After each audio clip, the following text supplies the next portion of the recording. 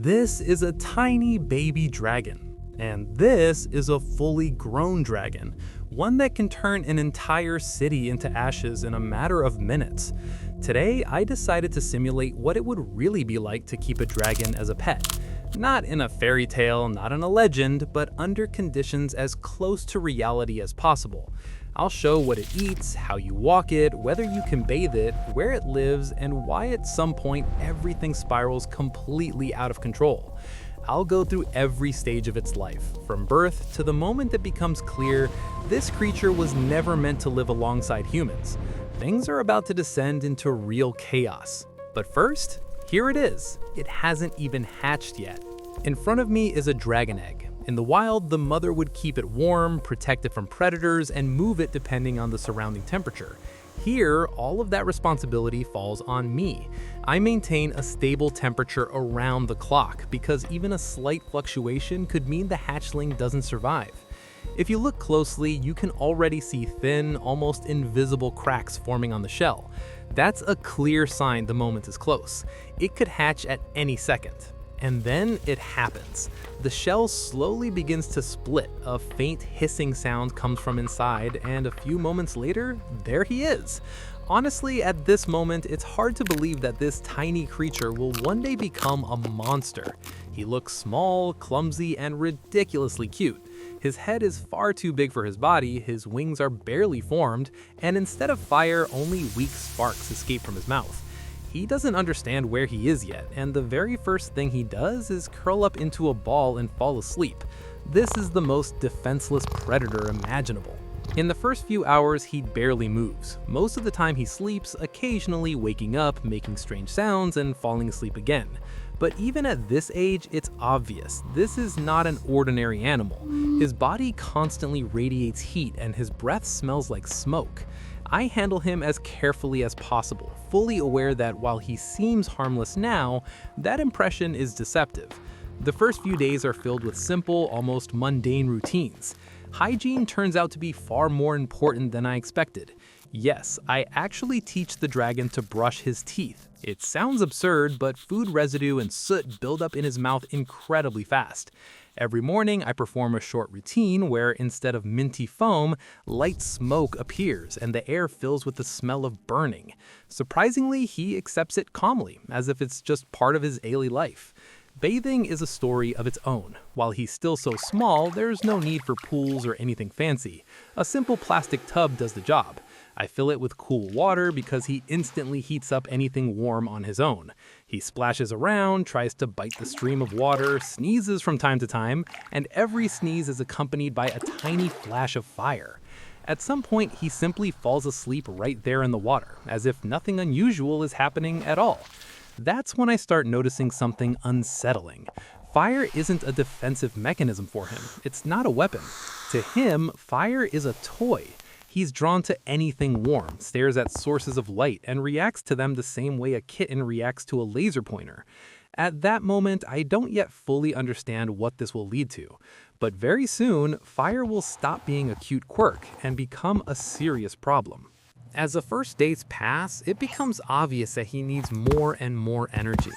He's growing literally before my eyes, and it's impossible not to notice. His body becomes denser, his movements more confident, and the sparks that once looked almost like toys now flare up much brighter. That's the moment I realize it's time to seriously think about his diet. If I'm truly going to raise a dragon, I need to understand what he needs to grow and what could go terribly wrong. I decide to run a small tasting experiment to see what he reacts to at all. I start with the safest options. Berries barely interest him. He tastes one, makes a face, and turns away. Then comes meat. His reaction is immediate. He becomes noticeably more active, lets out a low sound that resembles a growl, and eats everything without leaving a trace. That alone is a warning sign. His appetite clearly doesn't match his size. Then comes an experiment I will later remember with regret. I give him a small piece of charcoal. He examines it carefully, brings it to his mouth, and eats it, without hesitation. More than that, he clearly enjoys it. At that moment, I understand that his dietary preferences go far beyond anything you'd expect from a normal animal. But the real surprise is still ahead. I decide to give him a marshmallow. The idea is stupid, but I'm curious how he'll react. He sets it on fire before even bringing it to his mouth, watches it begin to melt, and only then eats it. Instantly, it becomes his favorite treat. He demands more, flapping his wings and making impatient noises. At that moment, it looks funny, but that's exactly when I make a mistake. I turn away for just a couple of seconds. When I turn back, the food box is already on fire. A small but very real flame spreads quickly across the surface. The dragon sits nearby, watching with interest, as if he doesn't understand that he's done something wrong. I have to put the fire out immediately, and he looks genuinely disappointed, like I've taken away his toy. That's when it becomes clear. Even as a baby, he's dangerous. To distract him and give him an outlet for his energy, I decide to try toys. The idea seems logical. If he's occupied, there should be fewer problems. I give him a rubber ball. He takes it in his mouth, squeezes it, and within seconds, the ball starts to melt. A rope toy lasts a little longer, but eventually turns into a charred lump. A squeaky toy disappears almost instantly. His interest in them ends the exact moment they stop burning. That's when I decide to see how he behaves around another animal. Maybe socialization will help. I introduce him to a cat. The cat approaches cautiously, watches him closely, assessing the situation. The dragon freezes too. For a moment, it seems like everything might be fine. Then he sneezes. A small flash of fire, and the cat vanishes from the room instantly. I never saw her again. Thankfully, she wasn't harmed, but I considered that experiment a failure. With each passing day, he grows bolder. He explores the house, reaches for sources of heat, and releases flames more and more often, sometimes without even realizing it. And if before all of this felt amusing and even cute, now it's becoming clear the situation is changing. Very soon, the house will no longer be a suitable place for him. And I still don't know how fast that moment is approaching. At some point, I realize that keeping him inside the house all the time has become too dangerous. He's growing, he needs more movement, and the confined space is starting to irritate him. So I decide to do something that sounds insane at first, but also logical. I try walking the dragon. Yes, like a normal pet. I buy a small harness and leash, specially reinforced, and prepare myself for the worst.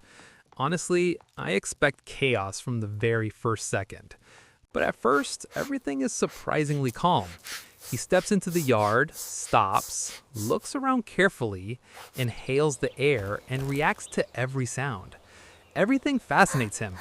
Grass, stones, insects, sunlight. He moves slowly, sniffing around, occasionally releasing faint streams of smoke, almost as if he's marking territory.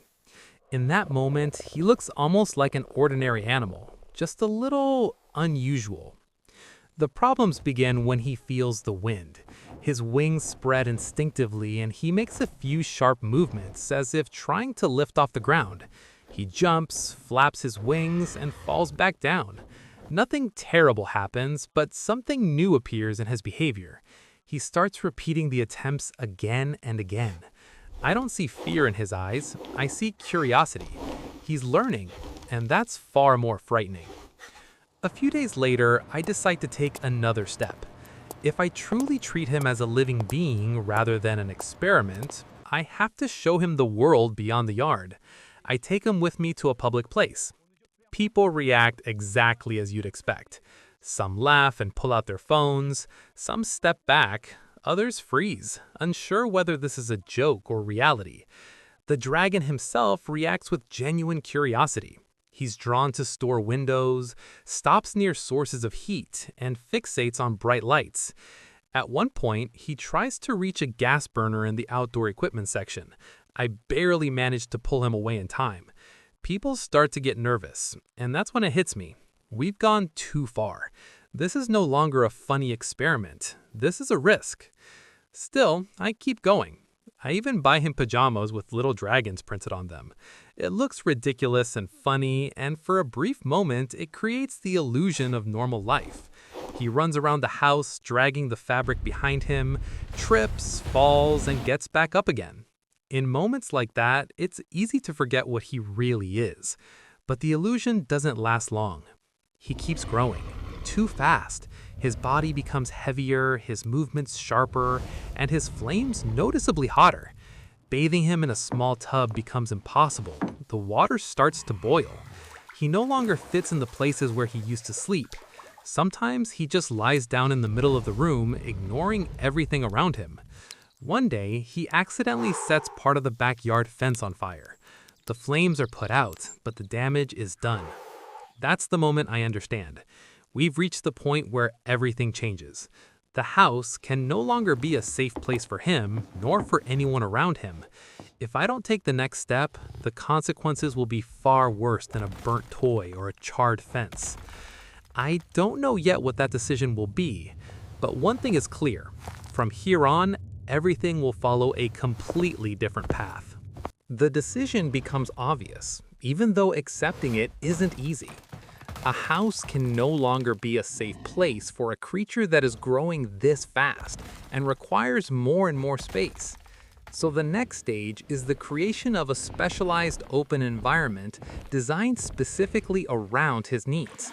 This is no longer a temporary solution or an improvisation.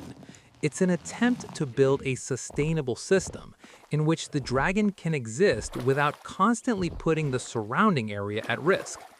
The new territory is significantly larger than before. It's built using non-flammable materials and includes water zones for cooling, shaded areas for protection from the sun, and open space for movement.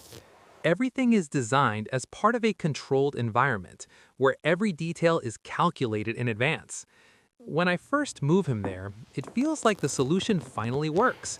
He becomes calmer, shows fewer signs of agitation, and begins exploring the new space with his familiar curiosity. For a while, everything truly seems stable. He surveys the territory, adjusts to the new boundaries, spends more time in the water, and even uses fire less frequently. There's a sense that balance has been achieved. But that feeling turns out to be deceptive. As his freedom increases, his behavior begins to change. He starts reacting differently to limitations. Barriers, distance, control signals, all of it begins to irritate him. Gradually, he stops perceiving boundaries as something natural. He tests them repeatedly, moving right up to them, demonstrating strength and pushing the system to see how much it can withstand. His reactions grow sharper, and his interest in interacting with people shifts into caution. This isn't aggression in the usual sense, it's resistance. He can feel that the space around him no longer fully belongs to him. At this stage, specialized research organizations begin to take interest in the project. Their attention isn't driven by spectacle or public curiosity, but by risk assessment. When a simulated environment includes a creature of this scale and potential, the situation goes beyond a private experiment. The discussion becomes about environmental safety as a whole and the need for additional oversight. A new interaction framework is proposed. Stricter containment conditions, expanded monitoring, and capability testing in isolated zones. All of it is presented as a way to prevent unpredictable consequences in the future. Officially, the goal is stability, but for the dragon, these changes feel very different. His freedom is reduced, access to space is limited, and any deviation from predefined parameters triggers an immediate system response. Over time, it becomes clear that he is changing. He explores less and observes more.